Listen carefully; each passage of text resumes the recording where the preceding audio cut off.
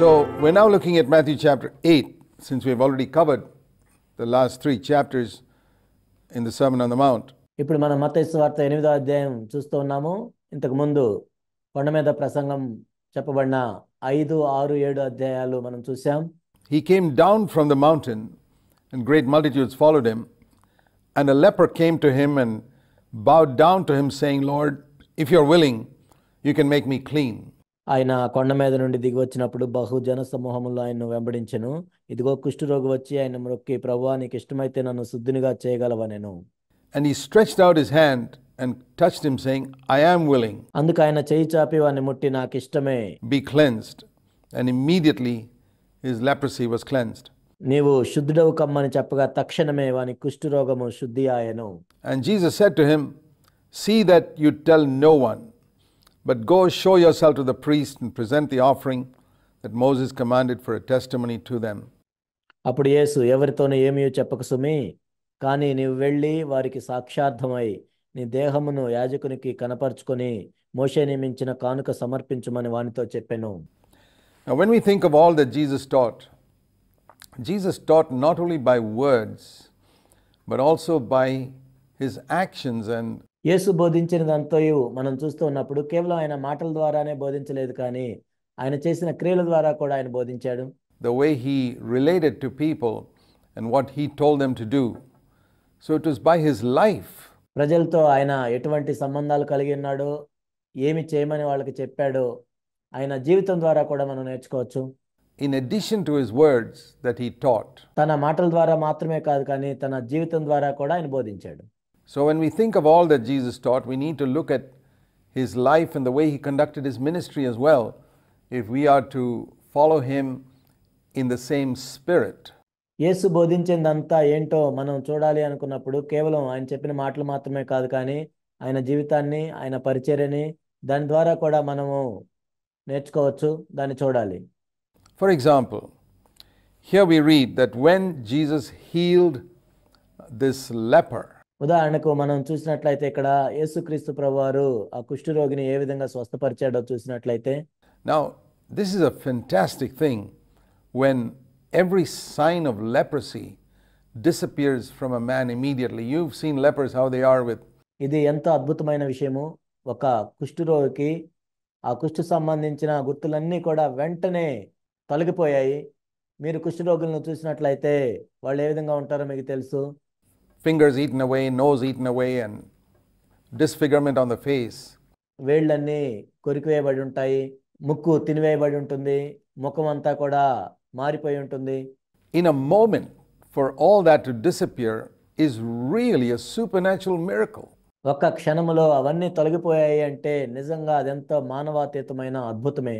And if that were to happen today, ఒకవేళ ఈ రోజు ఆ విధంగా జరిగినట్లయితే people would be so excited, they'd ask him to go and testify to everyone and to make sure that he tells everyone who was the one who prayed for him. This is how so many.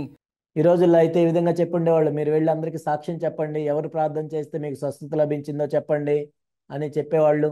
Christian preachers seek honor for themselves. ఈనాడు అనేక మంది క్రైస్తవ బోధకులు వాళ్ళ కోసం వాళ్ళు ఘనతను ఈ విధంగా కోరుకుంటున్నారు. You see that particularly in the so-called great healing campaigns, where as soon as someone has some type of minor healing, almost insignificant, the preacher gets him to stand in front of the mic and proclaim that he's healed. ముఖ్యంగా మనం చూసినట్లయితే సువార్త స్వస్థత మహాసభలు అని చెప్పుకునే సభల్లో ఏం చేస్తారంటే ఆ బోధకుడు చిన్న చిన్న రోగాలను కూడా నయం చేసి ఆ వ్యక్తిని మైక్ ఇచ్చి సాక్ష్యం చెప్పమని ప్రోత్సహిస్తూ ఉంటారు. So that the preacher gets honor. ఆ విధంగా ఆ బోధకుడికి ఘనత లభిస్తుంది. You see, it's so different here in Christ. కానీ ఇక్కడ క్రీస్తును మనం చూసినట్లయితే ఆయన ఎంతో వేరుగా ఉన్నాడు. All that Jesus taught by his life, he was not excited at the power that went out from him. యేసు తన జీవితం ద్వారా బోధించిందంతా కూడా మనం ఇక్కడ చూడవచ్చు. తనలో నుండి ప్రభావం వెడలిపోయినందుకు ఆయనేమీ ఉత్సాహపడలేదు. He was excited that a poor leper was healed. కానీ ఒక పేదవాడైన కుష్ఠరోగి స్వస్థపరచబడినందుకు ఆయన ఎంతో సంతోషించాడు. This is the spirit of Christ. క్రీస్తు యొక్క ఆత్మేది, where we are concerned that somebody else is blessed and not so much that he was blessed through me or that people should know that I was the channel whom God used. వేరే వాళ్ళు స్వస్థపరచబడ్డారు అని మనం సంతోషిస్తాం, కానీ ఆ వ్యక్తి నా ద్వారా స్వస్థపరచబడ్డాడు, దేవుడు నన్ను వాడుకున్నాడు అని ఆ విధంగా అనుకోవటం కాదు. There's unfortunately so much of that in Christian circles. కానీ దురదృష్టవశాత్తు క్రైస్తవ లోకంలో మనం చూసినట్లయితే ఈనాడు ఇది ఎంతో ఎక్కువగా ఉంది. In Christian preachers and Christian organizations, churches, missions everywhere. క్రైస్తవ బోధకులు, క్రైస్తవ సంస్థలు, సంఘాలు, మిషన్స్ ప్రతి చోట ఇలా ఉంది. Where when God blesses someone, we're not excited that God's blessed them, but we want everybody to know that we were the ones whom God used. అక్కడ ఎవరైనా ఆశీర్వదించబడినప్పుడు వాళ్ళు ఆశీర్వదించబడ్డారని సంతోషించటం కాదు, కానీ ఆ వ్యక్తి నా ద్వారానే ఆశీర్వదించబడ్డాడు, దేవుడు నన్ను వాడుకున్నాడు అని తెలియాలని కోరుకుంటారు. That's not the Spirit of Christ. అది క్రీస్తు యొక్క ఆత్మ కాదు. And where we see something like that, we need to see that is a trace of the old Adam. ఎక్కడైతే మనం దీన్ని చూస్తామో ప్రాచీన ఆదామును ఇది జ్ఞాపకం తెస్తుంది. Still in us. మనలో ఇంకా ఉన్నాడు అని. And if we don't cleanse ourselves from it, we will never be more Christ-like.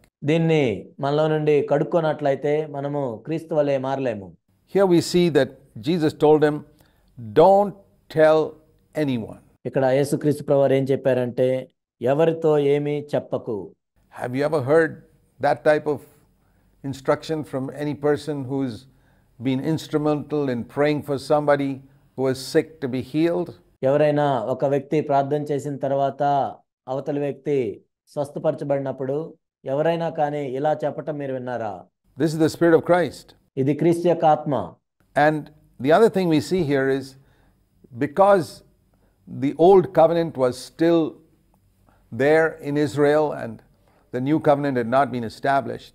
ఇక్కడ మనం ఇంకో విషయం చూసేది ఏంటంటే, ఇశ్రాయేల్లో అప్పటికి ఇంకా పాత నిబంధన ఉంది, క్రొత్త నిబంధన స్థాపించబడలేదు.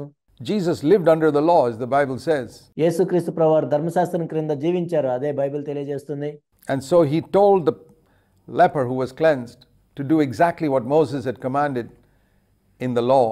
ఆ శుద్ధి చేయబడిన కుష్ఠరోగికి యేసుక్రీస్తు ప్రభువారు ఈ విధంగా చెప్పారు, మోషే ధర్మశాస్త్రంలో ఏదైతే రాయబడి ఉందో ఆ విధంగా చేయమని చెప్పారు.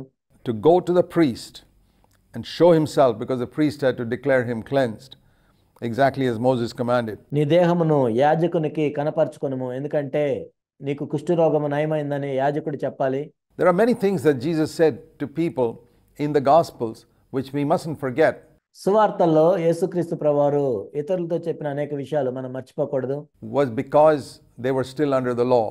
For example, he told the Pharisees to pay their tithes. ఎందుకంటే వాళ్ళు ఇంకా ధర్మశాస్త్రం కింద ఉన్నారు కాబట్టి యేసుక్రీస్తు ప్రభువారు ఆ విధంగా చెప్పారు. ఉదాహరణకు మనం చూసినట్లయితే పరిసయ్యులకి దశంభాగం చెల్లించమని ప్రభు చెప్పారు. He said it's not enough to pay tithes of dill and cumin and etc., but also to fulfill the weightier matters of the law. Both you need to do. యేసుక్రీస్తు ప్రభువారు అక్కడ ఏం చెప్పారంటే, పరిసయ్యులారా మీరు పుదీనాలోను సోపులోను జీలకర్రలోను 10వ వంతు చెల్లించి ధర్మశాస్త్రంలో ప్రధానమైన విషయములు అనగా న్యాయమును కనికరమును విశ్వాసమును విడిచిపెట్టారని చెప్తున్నారు. And some people use that as an excuse to say, well, Jesus commanded people to tithe. Yes, he did, because they were under the law. కొంతమంది దీన్ని సాగ్గా చూపించి ఏమంటారంటే, యేసుక్రీస్తు ప్రభువారు 10వ వంతు చెల్లించమని చెప్పారు కదా అంటారు. అవును, యేసుక్రీస్తు ప్రభువారు చెప్పారు, ఎందుకంటే వాళ్ళు ఇంకా ధర్మశాస్త్రం కింద ఉన్నారు కాబట్టి. But that's been abolished in the new covenant. The old covenant has disappeared. కానీ కొత్త నిబంధనలో అది కొట్టివేయబడింది, పాత నిబంధన అనేది తొలగిపోయింది. So the command to tithe is no longer there today. కాబట్టి ఈనాడు 10వ వంతు చెల్లించాలి అనే ఆజ్ఞ ఏమీ లేదు. In the same way, there's no need, if you're healed today, to go and show yourself to a priest. Exactly the same thing. అదేవిధంగా ఈరోజు నువ్వు స్వస్థపరచబడినట్లయితే నువ్వు యాజకునికి వెళ్ళి కనపరచుకోవాల్సిన అవసరం లేదు. ఇది కూడా అలాంటిదే. Because the law is over. ఎందుకంటే ధర్మశాస్త్రం అనేది ముగించబడింది.